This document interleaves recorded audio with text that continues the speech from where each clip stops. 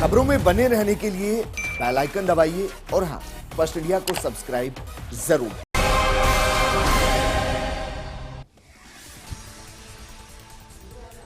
नमस्कार, आप देख रहे हैं जवाब तो देना पड़ेगा और आपके साथ में विजेंद्र सोलंकी। सुप्रीम कोर्ट ने भी केंद्र सरकार से देश के वर्तमान हालात पर 4 सवाल पूछे थे। केंद्र को भी जवाब देना था तो जवाब दिया भी गया। कोर्ट ने वैक्सीनेशन की कीमत और वैक्सीनेशन प्रोग्राम पर सवाल पूछा तो केंद्र ने कहा कि हस्तक्षेप की जरूरत नहीं है। ऑक्सीजन आपूर्ति, कोविड बेड और चिकित्सा सुविधाओं में बढ़ोतरी पर सवाल पूछा तो केंद्र ने कहा कि कार्यपालिका के कामों पर भरोसा करना चाहिए। रेमडेसिविर और अन्य दवाओं की उचित उपलब्धता पर सवाल पूछा तो केंद्र ने कहा कि हम देख रहे हैं, अगर ज्यादा सख्ती की गई तो फिर उत्पादन में कमी आ सकती है। तो सवाल यह है कि क्या जो सवाल सुप्रीम कोर्ट की तरफ से केंद्र से पूछे गए, क्या सुप्रीम कोर्ट को पूछने का हक नहीं था, या फिर केंद्र यह मान चुका है कि जो भी व्यवस्था देश में हो रही है उसमें कोई कमी नहीं है, किसी सुझाव की जरूरत नहीं है, किसी हस्तक्षेप की जरूरत नहीं है। तो क्या महामारी के इस दौर में न्यायपालिका और कार्यपालिका के बीच में सुझाव, सामंजस्य, सलाह की कोई जगह नहीं? और क्या सुप्रीम कोर्ट केंद्र सरकार को निर्देश नहीं दे सकती? आज बात इसी मुद्दे पर।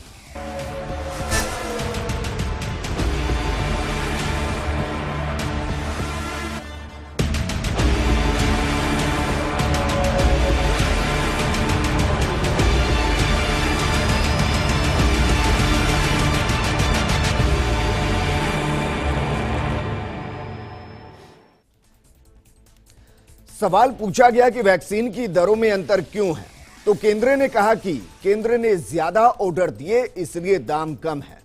फर्स्ट इंडिया का मेरा सवाल है कि सभी ऑर्डर राज्य केंद्र के जरिए देते तो कीमत आधी होती, जनता को फायदा होता। सवाल पूछा गया कि 18 से 44 साल के लिए वैक्सीन की शुरुआत क्यों की गई जबकि उत्पादन नहीं है। केंद्र ने कहा कि राज्य सरकारों की मांग के बाद यह फैसला लिया गया। मेरा सवाल यह है कि क्या राज्य सरकारों की मांगों के आगे केंद्र ने वैक्सीनेशन प्रोग्राम के साथ समझौता किया है? केंद्र ने जवाब दिया कि सभी राज्य सरकारों ने वैक्सीन को फ्री किया है, जनता पर इसका बोझ नहीं पड़ेगा। मेरा सवाल है कि राज्य सरकार जिस पैसे से वैक्सीन को केंद्र की तुलना में दोगुने दाम पर खरीदने को मजबूर, क्या वो पैसा जनता का नहीं है? क्या इसका नुकसान जनता को विकास के कामों से समझौता करके नहीं चुकाना पड़ेगा? और केंद्र के सुप्रीम कोर्ट में दिए गए तमाम सवालों के जवाबों के बाद मेरा सवाल, क्या सुप्रीम कोर्ट को केंद्र से सवाल पूछने और स्थिति को स्पष्ट करने के लिए बोलने का अधिकार है या नहीं है? इन्हीं सवालों के जवाब के लिए हमारे साथ बेहद खास पैनल मौजूद है। हमारे साथ मौजूद है कांग्रेस नेता आरसी चौधरी जी, हमारे साथ मौजूद है बीजेपी नेता अशोक सिंह शेखावत जी, और हमारे साथ मौजूद हैं वरिष्ठ अधिवक्ता प्रतीक कासलीवाल जी। प्रतीक कासलीवाल जी, आपके साथ में इस चर्चा को शुरू करना चाहूंगा और सबसे पहला सवाल यही कि क्या सुमोटो सुप्रीम कोर्ट को यह अधिकार नहीं कि वो केंद्र सरकार के किसी योजना को लेकर क्वेश्चन कर सके, उसको निर्देश दे सके, उससे सवाल पूछ सके?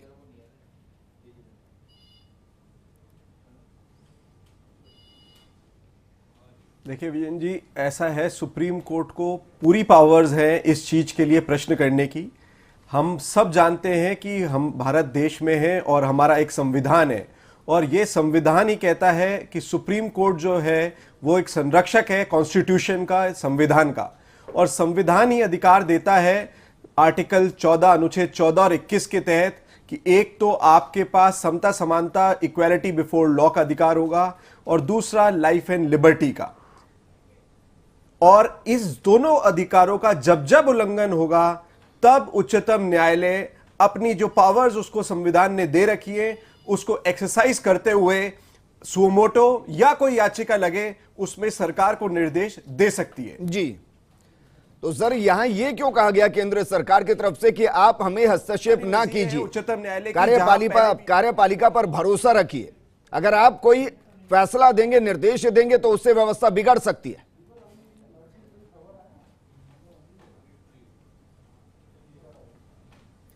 ये अपने आप में बड़ा हास्यास्पद एफिडेविट दिया गया है केंद्र सरकार के द्वारा। अगर आप उसकी एफिडेविट की लाइन पढ़ेंगे तो बड़ी अजीब सी लाइन है कि overzealous though well meaning intervention may lead to unforeseen and unprecedented consequences. मतलब केंद्र सरकार एक तरह से कोर्ट को धमकी दे रही है कि आपके द्वारा अगर इस तरह की चीज की गई तो बहुत अजीब सी सिचुएशन आ जाएगी। सिचुएशन जितनी अभी खराब है इससे ज्यादा खराब नहीं हो सकती है जी। और ये कारण इसका एक ही है कि केंद्र की कोई नीति अभी तक ऐसी साफ नजर नहीं आ रही जो वैक्सीनेशन के पॉइंट पे बहुत सराहनीय हो। और एक ही लाइन में मैं बताना चाहूंगा विजन जी कि जो इंटरनेशनल मेडिकल जर्नल लैंसेट है उसने केंद्र सरकार की पॉलिसी जो बनाई है उसके लिए वर्ड यूज किया है बॉज्ड, BOTCHED। इसका अगर आप हिंदी में मतलब देखेंगे तो इसका मतलब है काम बिगाड़ दिया, लापरवाही का काम से काम। तो केंद्र सरकार के द्वारा जो पॉलिसी है वो अपने आप में इंटरनेशनली पूरी दुनिया मान रही है कि पॉलिसी प्रॉपर नहीं है, आर्बिट्री है, मैलिफाइड है। और जब जब कोई सरकार के द्वारा ऐसी पॉलिसी बनाई जाएगी जो मैलिफाइड हो, आर्बिट्री हो, उसके अंदर कोर्ट के द्वारा हस्तक्षेप करने का संविधान पूरा पूरा अधिकार देता है। जी ठीक है, वापस मैं आपके पास आऊंगा। अशोक सिंह शेखावत जी, सर इस वक्त हर कोई ये चाहता है कि उसके दर्द को समझा जाए, मन की बात को सुना जाए, ना कि मन की बात की जाए। क्या अब सुप्रीम कोर्ट भी इंटरवीन ना करे, वो भी सवाल ना पूछे, उससे भी अधिकार छीन लिया जाए? देखो कि विजेंद्र जी, जिस प्रकार से आपने जो एक सिनेरियो आज चलाया है, मुझे लगता है कि जिस प्रकार से आपको मैं थोड़ा सा तसल्ली से बताऊंगा। आप देखिए जिस प्रकार से पेंडेमिक की ये महामारी की जो आ रही है वो पूरे विश्व के अंदर है, उसके अंदर भारत भी अछूता नहीं है, भारत में भी रहा। लेकिन जिस प्रकार से इसकी पॉलिसी बनाई गई, इस पॉलिसी का इम्प्लीमेशन किया गया, सबसे पहले तो आप ये देखिए कि जिस प्रकार से आप फ्रंट लाइन वालों को कहा गया जो आगे रहते हैं उनको पॉलिसी उनको लगाया जाए, तो यह पॉलिसी खराब की क्या? सुप्रीम कोर्ट इसके बारे में कुछ नहीं कह रहा कि सही कहा कि सही है। दूसरी आती है आपके 60 साल के बाद वालों, 45 साल वालों को, उनको भी कहा। और जो हमने जहां तक आप ये बताया कि यदि नहीं होता तो आज हमारे डॉक्टर, पैरामेडिकल स्टाफ है, क्या वो वर्किंग करते क्या आज? अशोक सिंह जी, बात को घुमाइए मत सर, मैं बहुत सीधा सवाल आपसे कर रहा हूं। जो बेहतर किया वो बेहतर है, लेकिन जहां कमियां महसूस की क्या हम सवाल ना करें, या ये सोच ले कि पहले बेहतर किया इसलिए अब इस बुरे को भी सहन करें? देखो कि एक बात तो आपने स्वीकार की, यह आपको मैं धन्यवाद देता हूं, आपने स्वीकार किया। अब दूसरा पार्ट ये आता है, जहां तक ये बात आती है कि जिस प्रकार से 18 से 44 साल के लिए क्यों किया गया, आपने खुद ने कहा कि राज्य सरकारों की मांग थी और समय था, निजी अस्पताल थे जो करवा सकते हैं, जो अपनी वैक्सीनेशन करवा सकते हैं, जो निजी अस्पताल से करवा लेंगे जी। और उत्पादन की बात मैं बताऊंगा आपको, सुप्रीम कोर्ट में हल्फनामे में हमने ये कहा है कि कोवैक्सीन बनाने वाली कोविशील्ड बना रही है, जो आज की जो क्षमता है वो पर डे की 5.5 करोड़ की है, तो जुलाई अगस्त तक जाके 10 करोड़ के लगभग हो जाएगी। और कोविशील्ड की और कोवैक्सीन के लिए भी कहा है कि इसकी 8 करोड़ के लगभग हो जाएगी। तो उस समय की मांग कम थी और उस समय क्या आज इसमें ज्यादा डिमांड है, तो उसका भी सरकार देख रही है कि उत्पादनता और उपलब्धता। अशोक सिंह जी, मुझे ये बताइए सर, देखिए बातों को घुमाइए मत, आप भी जानते हैं मैं भी जानता हूं, एक दिन के अंदर तो उत्पादनता बढ़ती नहीं है, वैक्सीन की क्षमता को बढ़ाया नहीं जा सकता। मेरा सवाल यह था कि अगर राज्य सरकारों ने दबाव बनाया तो क्या वैक्सीनेशन प्रोग्राम के साथ समझौता कर दिया गया कि अब राज्य सरकार जाने, उनका काम जाने? आप मेरी बात सुनिए ना, आप फिर बोलेंगे तो बात अलग चीज है, मैं आपका जवाब दूंगा। यदि उत्पादनता के अंदर उस समय हमने उनको एडवांस में पैसा दिया, ये बात नहीं दिया, लेकिन पूरे वर्ल्ड के अंदर 13 कंपनियां हैं, 13 कंपनियों में से 2 कंपनियां इंडिया के अंदर है और एक इंडिया की खुद की है, ICMR की है। सर ये जवाब आपको कितना अच्छा लगता है कि ये जवाब दिया गया कि जनता पर इसका भार नहीं पड़ रहा है? ये जवाब आपको कितना अच्छा लगा? छोड़ा ना, तो स्टेट गवर्नमेंट की कोई लायबिलिटी नहीं है क्या? मैं आपसे पूछ रहा हूं, अगर ये कहा गया कि जनता पर इसका भार नहीं पड़ रहा है, जवाब आपको कितना अच्छा लगा? मतलब स्टेट अपना, मतलब केंद्र सरकार को कहे कि आप खरीदो, तो मतलब अपना कंट्रीब्यूशन नहीं देंगे, थोड़ा बहुत भी देना चाहिए। इसमें बिल्कुल देते सर, वो 150 रुपए में केंद्र से खरीद लेते, फ्री होगी कीमत, 150 रुपए में केंद्र से खरीद लेते। मैं आपसे जो पूछ रहा हूं उसका जवाब दीजिए। केंद्र ने कहा कि जनता पर इसका भार नहीं पड़ रहा, ये जवाब आपको कितना अच्छा लगा? नहीं, मैं कह रहा हूं ना, आज देख चाहे राज्य सरकार दे चाहे केंद्र सरकार दे, केंद्र सरकार ने कहा कि 50% हम लेंगे, 50% का इसका, आज मतलब जनता के ऊपर निःशुल्क है, जो दे सकते हैं। सर ये वाकई में जनता को निःशुल्क है, आप अपना खर्च करा सकते हैं, लेकिन मैं क्या पॉलिसी का अशोक जी काम तो ये जनता को निःशुल्क है सर, सरकार का है, एग्जीक्यूटिव का है। अशोक जी अब जरा बताइए, केंद्र सरकार के खजाने में जो पैसा है वो किसका है? कोर्ट का पूरा क्षेत्राधिकार है। राज्य सरकार के खजाने में जो पैसा है वो किसका है? और जो पैसा खर्च हो रहा है क्या वो जनता के विकास कार्यों के लिए खर्च नहीं होना था? आज स्टेट कितने, ये जनता का पैसा नहीं है? आज यूटी है, यदि आज यूटी है, आज स्टेट है, 28 स्टेट है, तो सबकी सर्वाइवल आपकी ड्यूटी बढ़ती है।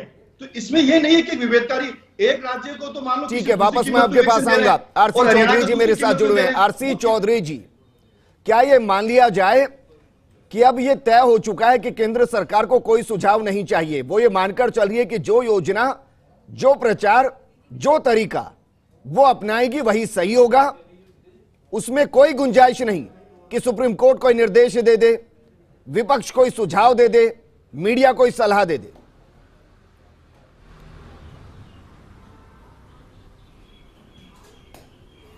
विजेंद्र जी, सुप्रीम कोर्ट में केंद्र की सरकार द्वारा दिए गए हल्फनामे के बाद में ये लगता है कि जिस प्रकार से जो मोदी जी का अक्सर रवैया रहता है, तानाशाही का रवैया अब दिल में चढ़ने लगा है। तानाशाही का रवैया अब दिल में चढ़ने लगा है। सुप्रीम कोर्ट को अनसुनाकर मन की बात करने लगा है। इस देश के अंदर हमारे विधिवेत्ता कासलीवाल जी ने बहुत सी बातें कही, मैं उनको रिपीट नहीं करना चाहूंगा, लेकिन कार्यपालिका, विधायिका और न्यायपालिका जी, इन सब तीनों का आपस में एक दूसरे के साथ में संविधान के अंदर ऐसी व्यवस्था है कि कोई भी अनार्किक, कोई भी तानाशाही ना हो, एक दूसरे के ऊपर नियंत्रण करे। और देश का कॉन्स्टिट्यूशन है, उसका अगर कोई गार्जियन है तो सुप्रीम कोर्ट है। सुप्रीम कोर्ट ने क्या कहा? लोगों को दवाइयां दीजिए, लोगों को ऑक्सीजन दीजिए। 1 मई को सुप्रीम कोर्ट ये कहता है कि दिल्ली को जो ऑक्सीजन आपने आवंटित की है, जो केंद्र की सरकार ने नीति बनाई है, वो आवंटित ऑक्सीजन की सप्लाई हो जानी चाहिए। वो अगर ऑक्सीजन की सप्लाई नहीं होती है, हॉस्पिटल के अंदर दर्दनाक मौतें होती है, तो सुप्रीम कोर्ट 4 मई को केंद्र की सरकार को अवमानना नोटिस जारी करता है। उससे सरकार विचलित हो जाती है, क्योंकि सरकार को उसकी नीतियों को इंप्लीमेंट करने के लिए कोर्ट बाध्य करती है। लोगों को ऑक्सीजन के अभाव में तड़प तड़प के अपनी जिंदगी खत्म करे, तो उस समय में निश्चित रूप से सुप्रीम कोर्ट का दायित्व बनता है कि लोगों के जीवन के अधिकार की रक्षा करे, और वही रक्षा करने का काम सुप्रीम कोर्ट और अन्य कोर्टों ने किया। लेकिन ये कोई पहली बार नहीं हुआ। इससे पहले भी जब यह महामारी आई थी और जब पहली लहर के अंदर प्रवासी श्रमिकों का जो तांता चल रहा था, उसको लेके जब कोर्टों ने कॉग्निजेंस लिया और कोर्टों ने पीआईएल पे सुनवाई करते हुए कहा था कि इनके साथ अमानवीय यात्राएं बर्दाश्त नहीं की जाएगी, तब तत्कालीन सॉलिसिटर जनरल तुषार मेहता ने कहा कि केंद्र की सरकार ने इनके रहने की और खाने की व्यवस्था की है, कहीं पे भी सड़कों पे कोई भी श्रमिक नहीं है। लेकिन दुर्भाग्य से 5 मई 2020 को जब औरंगाबाद के रेलवे ट्रैक पे 19-16 मजदूरों की मौत हो जाती है, तो वही सुप्रीम कोर्ट फिर पॉलिसी डिसाइड करता है और सरकारों को ये कहता है कि आज के बाद में कोई भी श्रमिक अगर रोडों पे दिखा तो बख्शा नहीं जाएगा। आज सुप्रीम कोर्ट ने कौन सा गुनाह कर दिया? रेमडेसिविर की इंजेक्शन आप भेदभाव में करते हैं, और सुप्रीम कोर्ट में सरकार ने कहा कि वैक्सीनेशन के प्रोडक्शन के लिए हमने कोई इन्वेस्टमेंट नहीं किया। ठीक है, चौधरी जी रुक जाइए, आज मेरे पास वक्त थोड़ा कम है और मुझे मुद्दे पर ज्यादा बात करनी है। प्रतीक कासलीवाल जी, आपको आगे क्या दिखाई दे रहा है सर? क्या सुप्रीम कोर्ट दोबारा इंटरवीन करेगा या फिर चुप हो जाएगा? सर मेरा मानना है, क्योंकि विजेंद्र जी सोमवार को सुनवाई होनी थी, क्योंकि टेक्निकल प्रॉब्लम आई कोर्ट रूम के अंदर और इस वजह से सुनवाई टाल करके अब थर्सडे यानी कल के लिए रखी गई है। और सुप्रीम कोर्ट को बिल्कुल इस चीज के अंदर इंटरवीन करना चाहिए। ये एफिडेविट अपने आप में एक एनार्की का चीज दिखाती है कि किस तरह से हठकर्मिता से केंद्र सरकार के द्वारा कार्य किया जा रहा है। और सुप्रीम कोर्ट को, क्योंकि कॉन्स्टिट्यूशन की जो डिमांड है कि एक लाइफ एंड लिबर्टी जो सबका एक संवैधानिक अधिकार है, उसको प्रोटेक्ट करने के लिए केंद्र को कहीं ना कहीं निर्देश देने की आवश्यकता है कि आपकी पॉलिसी मैलाफाइड और आर्बिट्रेनेस से भरी हुई है। कोई इसके अंदर एक ऐसी चीज नहीं आ रही जिससे जनता को एक इक्वालिटी बिफोर लॉ जो दूसरा अधिकार दिया जाता है वो नजर आए। और जो सिचुएशन है वो हमारे सबके सामने। आपने बहुत अच्छा कहा कि क्या सलाह भी नहीं दे सकता कोई? सुप्रीम कोर्ट पॉलिसी डिसीजन नहीं कर सकती, वो केंद्र सरकार का या दूसरे राज्य सरकार का राइट होगा। लेकिन जो डिसीजन या जो पॉलिसी बनाई गई है वो अगर आर्बिट्री होगी तो जो उच्चतम न्यायालय है उसका पूरा संवैधानिक उसको अधिकार मिला हुआ है कि ऐसी पॉलिसी के अंदर इंटरफेयर करे, और अगर वो खराब है तो उसको इवन सेट असाइड कर सकते हैं। अच्छा, एक और सवाल मैं आपसे करूंगा, क्योंकि केंद्र सरकार की तरफ से कहा गया कि जनता पर इसका भार नहीं पड़ रहा है, राज्य सरकारों ने फ्री वैक्सीनेशन प्रोग्राम चला रखे हैं। सर मेरा सवाल यह है कि क्या सुप्रीम कोर्ट इस बात से एग्री करेगा क्योंकि जो भी राज्य सरकार पैसा खर्च करी है, केंद्र पैसा खर्च करी है, एंड ऑफ द डे वो जनता का ही पैसा है। तो ये कैसे कहा जा सकता है कि जनता के ऊपर बोझ नहीं पड़ रहा है, जनता को फ्री में मिल रहा है? विकास कार्य बाधित होंगे ना सर, जो जनता के लिए होने हैं।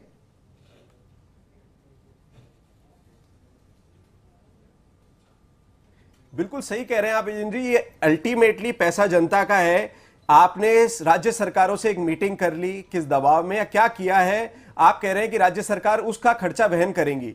मेरा मानना है यूनिफॉर्म, जिसे पॉलिसी कहते हैं इस समय, और हर स्टेट की कैपेसिटी अलग अलग हो सकती है। जरूरी नहीं है जो राजस्थान की स्थिति हो वो महाराष्ट्र की हो या तमिलनाडु, तो उस पॉलिसी में यूनिफॉर्मिटी नहीं आ रही है। कुछ राज्य सरकारें खरीद पा रही है। अभी न्यूज के माध्यम से पता चला कुछ फॉरेन, कर्नाटका ने जैसे ओपन टेंडर किया है विदेशी वैक्सीन मंगाने के लिए भी। हो सकता है हम राजस्थान के अंदर हमारी ये स्थिति ना हो। तो पैसा जनता का है, हर स्टेट मुझे लगता है कि आज ये फैसला हो जाएगा, शायद केंद्र वैश्विक सरकार टेंडर खोल दिए जाएंगे। आज कैबिनेट की बैठक चल रही है, लेकिन मैं इस पर नहीं जा रहा। आपने लंबी चौड़ी प्रोसीडिंग देखी है, सुप्रीम कोर्ट के रवैये को भी आप बेहतर तरीके से समझते हैं, संविधान को भी समझते हैं। अंतिम सवाल आपसे, कल सुप्रीम कोर्ट के अंदर जब सुनवाई होगी, सुप्रीम कोर्ट और ज्यादा सख्त नजर आएगा या इस हलफनामे के बाद नरम नजर आएगा?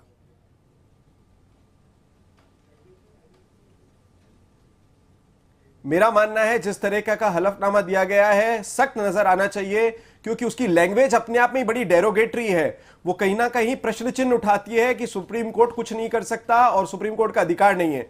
तो सुप्रीम कोर्ट को कोई भी तरह से नर्म रुख जो है अपनाने की जरूरत नहीं है। और केंद्र सरकार अगर के द्वारा कोई गलती करी जा रही है या आर्बिट्रेनेस है, तो मेरा मानना है पूरे निर्देश देने का जो हक है उसको इस्तेमाल करते हुए निर्देश देने चाहिए। ठीक है अशोक जी, फाइनल कमेंट मैं आपसे चाहूंगा, क्या वाकई में ऐसा लगता नहीं कि बहुत सी चीजों को समझने की जरूरत है, और कम से कम ये तो जरूरत है कि जो सर्वोच्च संस्थाएं हैं वो एक दूसरे का सम्मान करें? देखो ये बात सही है कि सर्वोच्च संस्थाओं का सभी का सम्मान, जो पैरेलल तो तीन है और वो चेक एंड बैलेंस का काम करती है। और जहां तक आपने कहा कि इस पॉलिसी के बारे में, आज पानमचंद जी जैन साहब में पूर्व जस्टिस हैं, राजस्थान के रहे हुए हैं, कासलीवाल जी ने, मेरे को लगता है वो क्या तो पढ़ा नहीं होगा, उन्होंने स्पष्ट रूप से कहा है कि नीतिगत मामलों में नीति नहीं बना सकते, लेकिन आप जैसे उन्होंने कहा कि सलाह दे सकते हैं। उसमें कोई आर्बिट्री चीज, कोई ऐसी चीज हो उसके लिए कह सकते हैं। तो जो एफिडेविट दिया गया है, सरकार ने, सुप्रीम कोर्ट ने जो जो क्वेश्चन रेज किए थे पिछली दो पेशियों में, उनका जवाब दिया गया है। और कुछ संवैधानिक जो चीजें होती है उनके बारे में खुलासा का बात किया गया है। उसका अभी फाइनल जजमेंट नहीं है। नहीं, मैं जानना चाह रहा हूं आपसे, अगर मैं आपसे जानना चाह रहा हूं, ये कहा गया कि आप निर्देश मत दीजिए वरना स्थिति बिगड़ सकती है, इसका मतलब क्या है? नहीं, जहां तक देखो कि कोई चीज की मॉनिटरिंग की बात आ रही थी, जैसे ऑक्सीजन का मॉनिटरिंग की बात आ रही है, आपकी वैक्सीनेशन की आ रही है, तो वैक्सीनेशन तो आपने देख लिया, खुद ने देख लिया किस प्रकार से हुआ। यदि स्टेट के ऊपर यदि रजिस्ट्रेशन की बात देखिए, आप आधार कार्ड का रजिस्ट्रेशन का नहीं जोड़ रखा गया, उससे इसी प्रकार से हमने 218 मैं रजिस्ट्रेशन पर नहीं जाऊंगा, क्योंकि इस वक्त देश का सबसे ज्यादा वक्त अगर खराब कहीं हो रहा है तो उमंग ऐप पर और कोविन ऐप पर सिर्फ अपने स्लॉट को बुक करने में हो रहा है। वो आदमी 4-4 घंटे मोबाइल को लेकर बैठा रहता है, उसका स्लॉट बुक नहीं हो रहा है, लेकिन इस पर किसी का ध्यान नहीं है। आप थोड़ा सा धैर्य रखिए, मैं बताऊंगा आपको। यदि आप मान लो कि वैक्सीनेशन कराने के लिए जा रहे हो, वहां आपके पास कंप्यूटर है, जैसे ही आप आधार कार्ड दोगे, अपना मोबाइल नंबर दोगे, आपके पास मैसेज भी आ जाएगा और एक सर्टिफिकेट का रूप भी आ जाएगा। मुझे बताइए ना, उससे पहले तो आपको स्लॉट बुक करना पड़ेगा। वैक्सीन है नहीं, वैक्सीन का उत्सव मना रहे हैं, सेंटर चेक करना पड़ेगा। खोल दी 20 अप्रैल को, कुछ अलग वक्तव्य देते हैं, क्या है आपके पास? आप तो कह रहे थे ना मोदी वैक्सीन है, बीजेपी की वैक्सीन है, आप लोगों ने तो भ्रम फैलाया। आज ये नौबत थोड़ी आती, आपने सलाह दी क्या पहले प्रधानमंत्री जी को कि साहब अरे चुप कीजिए, देश की जनता को गुमराह करना बंद कीजिए, देश के सर्वोच्च न्यायालय को धमकाना बंद कीजिए। देश की जनता को नहीं धमका सकते, आपकी तानाशाही देश की जनता पे भारी नहीं हो सकती। देश को गुमराह करना बंद कीजिए और जवाबदेही लीजिए। भ्रमित है।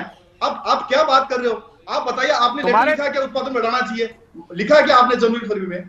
आपने कहा कि दोनों रुक जाइए। अशोक सिंह जी, अंतिम सवाल मैं आपसे कर रहा हूं, अगर सुप्रीम कोर्ट कल कोई सख्त निर्देश देती है तो देश के अंदर उस निर्देश को माना जाएगा या फिर मानकर चले कि व्यवस्थाएं बिगड़ जाएंगी, जैसा अंदेशा जताया गया हलफनामे में? आप संभावनाओं के आधार पर मैं नहीं कह सकता। सुप्रीम कोर्ट आता, कोई भी पक्ष हो, सरकारी पक्ष हो, प्राइवेट पक्ष हो या कोई दूसरा पक्ष हो, उनके लिए एक तरह से वो एक व्यक्ति नहीं होता है, वो एक न्याय की मूर्ति होती है। उसके लिए जवाब देना पड़ेगा, एफिडेविट देना पड़ेगा, उसके हमारे तथ्य पूरी बात बतानी पड़ेगी। खोल इस न्यायपालिका के सामने यदि आर्गुमेंट करेंगे। ठीक है आरसी चौधरी जी, फाइनल कमेंट मैं आपसे चाहूंगा, क्या वाकई में आपको लग रहा है कि सुप्रीम कोर्ट के इस इंटरवेंशन के बाद हालात सुधरते हुए दिखाई देंगे?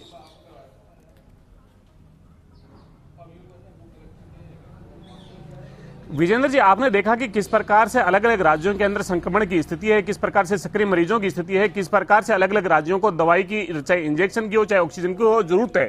सरकार के पास में ऐसी कोई योजना नहीं है। सरकार का स्वास्थ्य मंत्रालय, केंद्रीय मंत्रालय सामने आके पूरी ये विवरण रखता तो निश्चित रूप से देश के लोगों को संतोष होता। आज देश के लोग अपने लोगों को खो रहे हैं, अकाल मौत में जा रहे हैं। इसलिए सुप्रीम कोर्ट ने इस वैश्विक महामारी के भयानक दौर में इंटरवीन करके लोगों के मौलिक अधिकारों की रक्षा करने का जो काम किया वो निश्चित रूप से बड़ा महत्वपूर्ण है। इन्होंने कहा कि नीति निश्चित रूप से सरकार बनाए, एग्जीक्यूटिव बनाए, लेकिन क्या ये नीति न्यायसंगत हो सकती है कि एक देश, एक वैक्सीन और एक आपदा और 3 भाव, ये किस प्रकार से हो सकता है? ये कह रहे हैं हम जनता को मुफ्त में दे रहे हैं, आप जनता को मुफ्त में कुछ नहीं दे रहे, आप जनता के पैसे से आंसू आराम कर रहे हैं, आप जनता के पैसे से। शुक्रिया हमारे साथ जुड़ने के लिए। कासीवाल जी आपका भी शुक्रिया और अशोक जी आपका भी शुक्रिया हमारे साथ जुड़ने के लिए। एक बड़ी खबर का रुख करते हैं।